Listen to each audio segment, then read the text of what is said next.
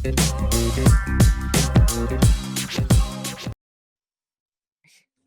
Justin. It's wonderful having you here in Istanbul and, of course, at StartGate. I wanted to ask you before everything else. Before you came here, you already met up with our team at GDC and I got to tell you a little bit about StartGate. But this is your first time on location, seeing the campus. Can we get some of your first impressions? Sure. And I'm not just saying this because I was invited. I've been impressed with everything I've seen. I like the strategy. I've always been a big fan of public-private partnerships, so the partnership with the government. But to be successful in business, it's best not to operate like a government. Yeah. So operating like a business, but with the backing of the government and the support of the government is huge. I think that I have to give credit both to StartGate, but also to the government in Turkey here for being supportive and understanding success in this industry takes a village and it takes an expertise, and those are best formed by outside entities in partnership. But the campus is great. I like the idea of incubation, acceleration, bringing in external experts, knowledge sharing. I think the biggest advantage of having, as I mentioned in the talk, having a network is that value, and that value creates more value. And eventually people who graduate from StartGate will probably come back and teach other people here. Yeah. And I think that's, the goal. I think this is a great blueprint for how to do it the right way. Yeah. That's wonderful. Thank you for So that. I want to ask another question actually. You travel around the globe and meet many different gaming communities. Is there anything that pops up regarding Turkey's community, gaming community, development community actually? Well, I mean, to be frank, I haven't been here enough to really say per se. I mean, I think the thing I see in common in all successful communities is the passion. But I also think the caring for each other's successes. I think one of the things that often gets lost is this idea that we're all competing. And I argue that we're actually not. Very rarely is the audience for my game exactly the same as the audience for your game. Yeah. Or in my career as an investor, the number of times I've been directly competing, especially at a publisher with another publisher, has been very rare. Maybe 2 or 3 or 4 times in my entire career. So I think the idea of community helping and uplifting each other versus competing is huge. I think that I've seen in some markets where the competition is overly encouraged, and I've seen some where the cooperation and encouragement is properly fed. And I find the ones that have the best long-term success are the ones that people don't want to run away from the minute they're successful, because they actually feel like they should give back because they were given a lot. So I believe that what I've seen of Turkey so far is that the community seems very willing to help each other. Yeah. You've had some really successful companies that are often now giving back, and those people have spun out and started their own companies and started their own indie studios, and they're still spending time to give back. And I think that is what ultimately separates a successful community from one that isn't. Is nobody can know everything, and like I said, I've been doing this for 30 years, and I realize how little I know. Yeah. So the fact that you can share knowledge and listen, and even here, I'm learning stuff from other indie studios that only been doing it. There's always something to learn, and you can't possibly know it all. Exactly. So the community becomes everything, and especially before you're successful. And then once you get successful, just make sure you give back to that community. For sure. Yeah. Strength in numbers, right? Always. Okay, so next thing I want to ask you, maybe I should have told about this before, but for context, we just came out of the Game Link event Yes. with Justin. Justin was a speaker at it, and Justin, I kind of want to get your what was the energy like in the room today? What stood out to you the most, perhaps during this talks? Like, you got to listen to a lot of Turkish founders for the first time here. What qualities maybe stood out to you? Well, again, I think it was great. I'm actually glad their talks were first. Yeah.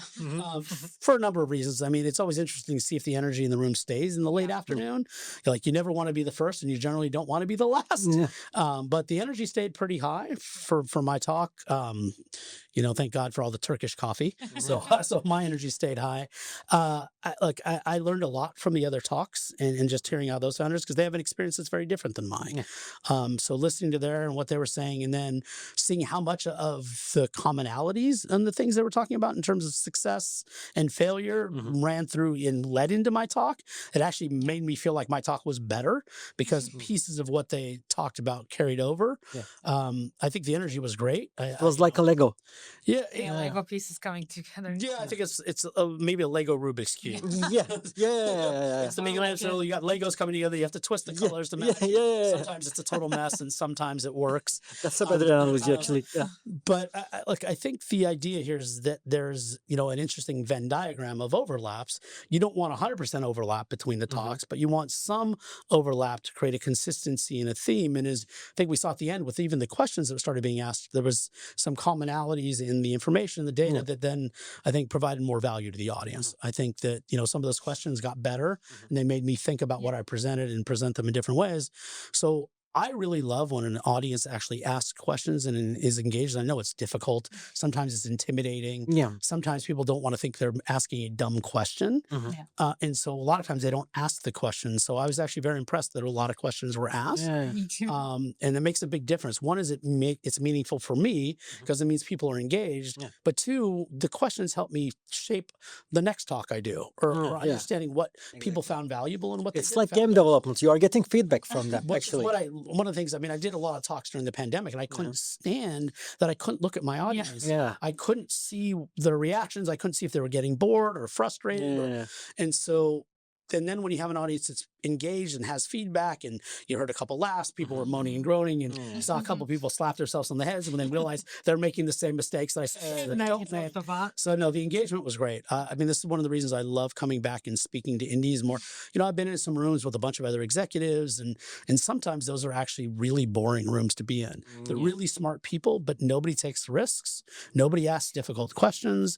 So sometimes being with an audience that isn't afraid to ask questions or admits they don't know stuff is way more fun. Yeah.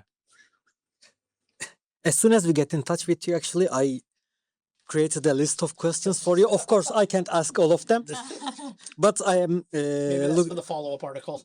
maybe, but I am looking through my notes here.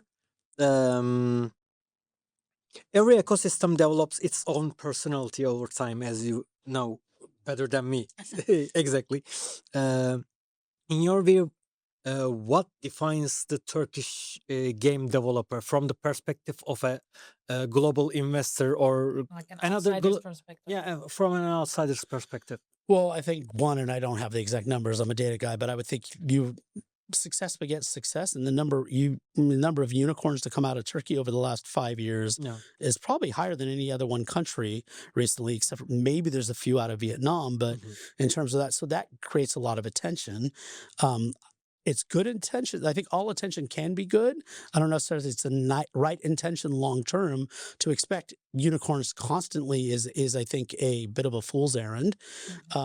It's not sustainable, and I think so. Building smart, sustainable businesses long term, much more is. So I think the idea that you have StartGate, you have some of these other companies that are building incubators, accelerators, partnering with the governments and other agencies. But I just find that the ecosystem here, everybody is eager to learn and very eager to share knowledge and success. The one thing great about the unicorns is usually people then get their money, and after a year or two, they leave and they start new startups, and those startups need to hire new people, and then those people leave eventually. And so ultimately, that's really how you build an ecosystem. It's not just one company. And too often I've been in countries where the government's, how do I get an EA or an Activision to relocate an office here?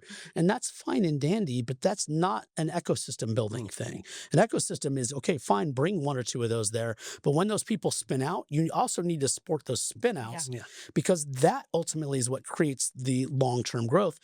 Because Activision will have layoffs, they'll grow, they'll pay whatever over the time, but getting multiple seedlings to sprout and then eventually those trees growing and launching their own seedlings, and I'm seeing that really starting to take place here in Turkey, and that's what's really exciting. So that's exactly what happened, right? Ex-Peak members created their own studios, and those seedlings sprouted and created great trees. So I think, but and I think that's why you've seen the growth here a little bit better than faster in a lot of places, because sometimes the talent is successful and they leave. Then a lot of the emerging markets, one of the first things that happens when people are successful, they move somewhere else.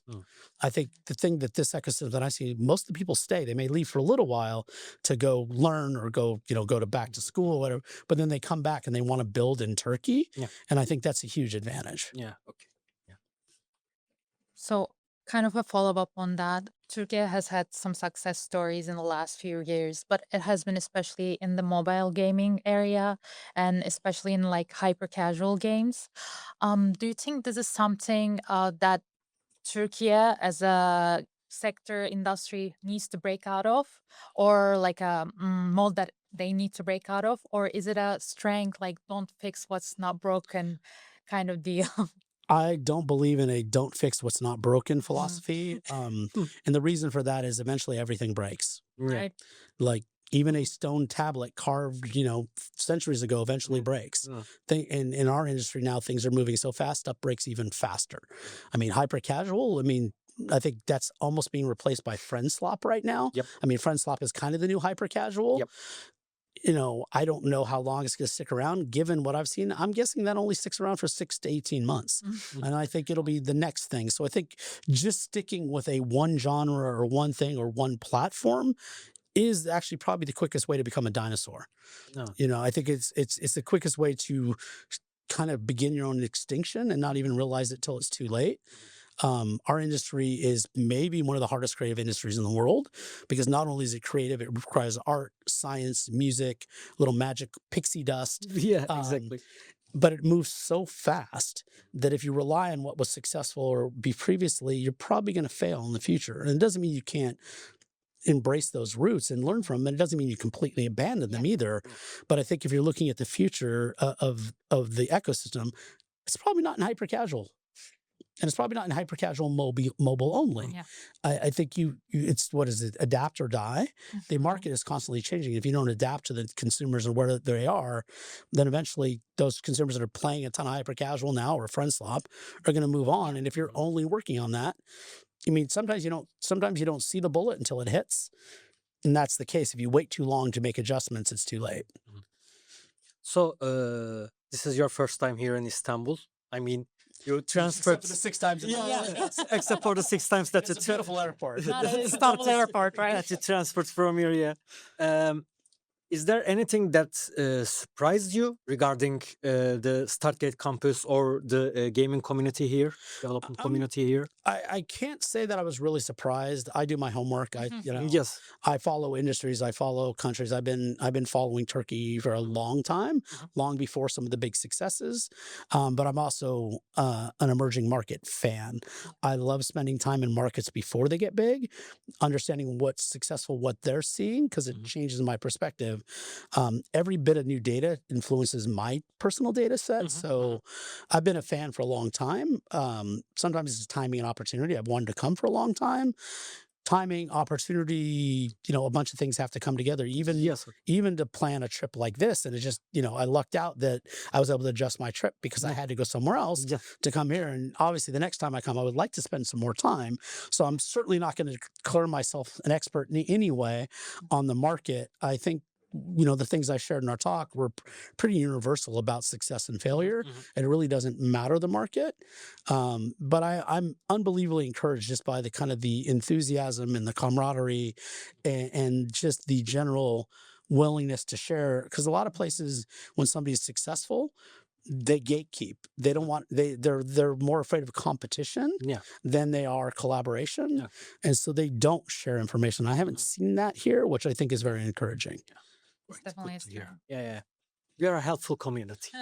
Well, I think in general, Kind of in our blood. most of the game community really isn't. Yeah, That's why I say that. Exactly. Unlike a lot of places, film, TV that I got to work in for a little while, like they're hyper competitive, they're super egotistical, they all have huge chips on their shoulders. And that's one of the things I love about gaming. You have certain people, certain developers, certain studios have a chip on their shoulder, whether they should or not. But like I said, no game is really built alone, even a single, entrepreneur game. So I think that the developers a rock star idea is usually a very bad idea. And those people are usually the first to have everybody applaud when they fail because, we all like watching everybody rise. But I think society now likes watching the people at the top fail more than they continuing to be successful sometimes. So I always say, be humble no matter what. Kendrick Lamar has a great song. I'm not going to quote it, but it's X, sit down, be humble. So whenever I hear somebody thinking they're a little too big for themselves, that song plays in the back of my head. Yeah. That's a great approach, actually. And look, I've caught myself doing this. Sometimes, sometimes there's a fine line between expertise and arrogance, Mhm. and confidence and arrogance. And I think it's very easy for somebody who's been doing something that's online or very established to cross over into arrogance, sometimes without meaning, sometimes with meaning. And I often try to remind myself kind of where I started, how I got here. Mhm. And then I remind myself I still don't know any more than anybody else. Mm. Right. And so I think that that's an important philosophy. And it took me a long time to get there. I mean, like I said, I'm 50 plus years old. It took me a long time to come to the realization that I feel like Jon Snow from Game of Thrones, you know nothing. Yeah. Yeah. Okay, I'm gonna kind of pivot with my next question, Okay. but I think it's an important one. So if let's say we're sitting in the same table 5 years from now and having this conversation, what would success look like, Turkey? I'm That's a actually big question. that's a tough question, but Yeah. I would turn that around more on you all. You're here, you're in the ecosystem, you're trying to build the ecosystem. Yeah. It's less important what I think success looks like for the market. What do you think success looks like? I can I Yes, of course. I'm asking not to flip and be lazy. No. Not at all. I'm trying to come to Appreciate that it. Not at position all, of not at all. humility here Yeah, that, yeah. that like for me, like I know just enough about this market to be Yeah. dangerous. Yeah. And sure I have my ideas what success looks like, but I would be very disingenuous to put those ideas, and again, a very Western, and when I say Western, USA centric viewpoint. Now, I'm lucky that I travel enough of the world that that's influenced, but I'm not the best person to say what a success looks like for your territory. Yeah, I think it's gonna kind of tie back to what you said before, but I think we need to break out of certain molds. Uh, we love mobile gaming. We know a lot of studios have been successful with mobile gaming, hyper casual games, and that's great. But we need to grow with the industry. I think that's really important. And thankfully, in the last few years, we have seen a rise of no, PC gaming studios in Istanbul. So Exactly. I think that is a good sign that maybe there's like a little bit of shift where not the whole focus is not only just mobile gaming, but they're also putting some effort and focus on to PC gaming too, because there's a lot of future in PC gaming. So I would like to see more PC gaming studios that are like globally known, Yeah, exactly. that came out of Turkey. Like I want to tell a foreigner friend about a game, and like I want it to be like talk about them, and I want it to be a Turkish game, and I want to Yeah. be able to talk about that, feel proud about that. I feel like that would be Yeah. Well, see, that's a so marker of pride success. is a great Yeah. measure. Yeah, exactly. Here's another one that I'll throw out that I would apply to almost any emerging market. Globally known IPs Yeah. that are not specific to mobile.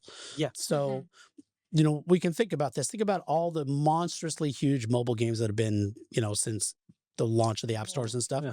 How many of those have crossed over into mainstream gaming or crossed over into movies and TV or board games or whatever else? Angry Birds. Angry comes Birds, to maybe. mind. Comes to Yeah, mind, like but a few. But how many others? I can't think of anything I can't else, think of anything else. honestly. Yeah, So exactly. this is one of the things, what I want. One of the things that I think of like in true success looks like is does grandma or grandpa or even dad or mom know about the game or heard of the IP, Yeah. and not for a bad reason, not because it got listed Controversy. controversy, but listed because it crossed over.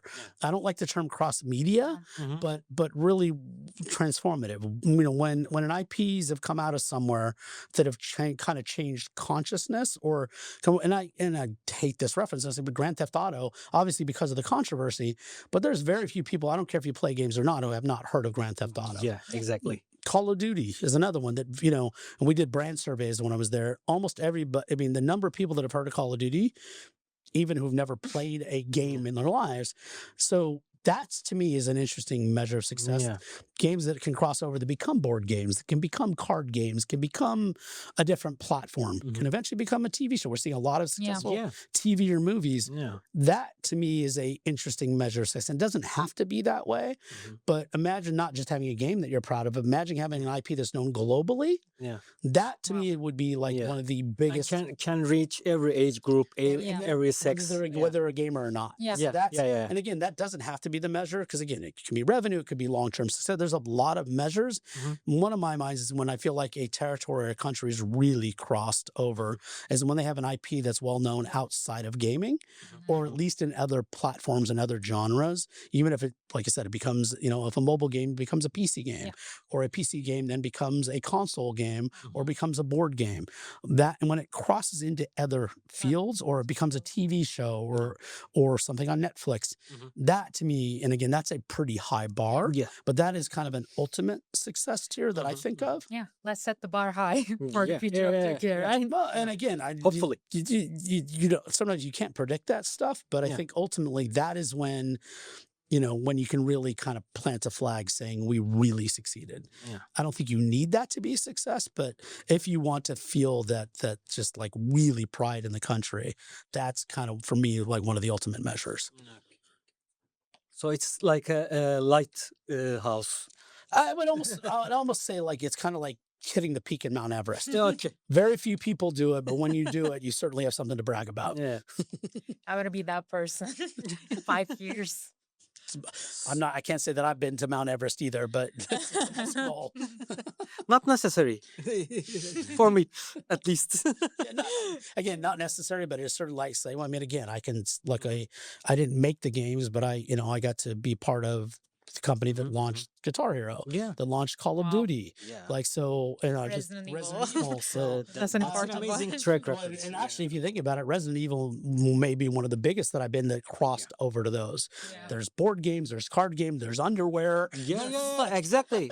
There's comics, There's everything. 7 Yeah. movies. There's animated movies. Animated movies, 3D movies. But even Street Fighter, one of my proudest moments was actually, well, it wasn't the really bad Street Fighter movie that came out, unfortunately, although it's become a cult classic now, was actually working on this Street Fighter animated cartoon where I got to be a creative consultant. And unfortunately, it only lasted a year, but that was so well done and so good. And unfortunately, it was before really the West embraced anime very much.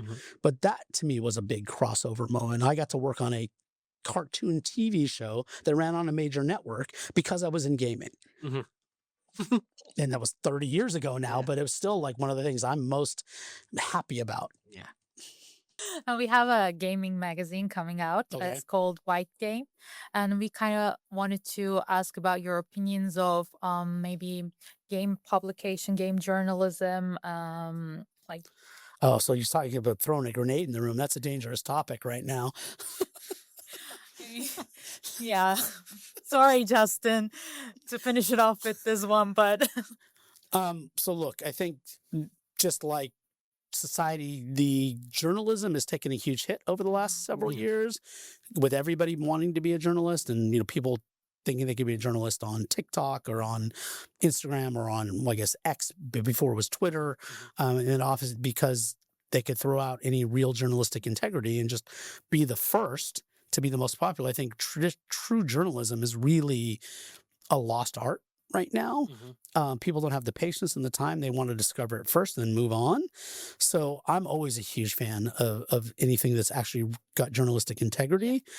I just think it's hard to find an audience that cares right now in this, in this TikTok, Instagram, 6-second soundbite era. I kind of asked this sarcastically. Does anybody actually read anymore? And not to say that it was now. I will say the funny thing is actually the popularity of paper books is actually higher than it's been in a long time. People are starting to read again, but I do worry that. So I'm a huge fan of anything that's got journalistic integrity. I think it's a bit of a lost art, but I also like to touch and feel and taste things. So. that's a whole different experience, right? It's certainly, again, your reach is limited. I think the idea of putting that out paper and then putting out a digital version is important. Yeah. But look, I'm a huge fan of anything that's going to promote the industry and promote games. Yeah. There is nothing better than a freshly pressed book. Yeah, the smell of freshly opened book. Yeah, Oh. exactly. So I love the smell of libraries. Yeah. Oh, yeah. Exactly. Well, thank you so much, Justin. Well, thank you for having me. Justin, thank you for stopping by. My pleasure. Attending this event. I think we had some very productive conversations here and at the Game Link event too. Your contributions are appreciated. Thank you. Oh, my you so pleasure. much. Like I said, I learn as much as I share. So I'm very happy to be here. We Thank hope you to for see having you me. very soon again. Yes. I will be back. I'm not sure when, but I'll be back. Maybe in Yeah, October. more than Great. 48 hours this Yes. time. Please. I'm gonna be so tired. Thank you. Great. Thank you. Thank you. See you guys.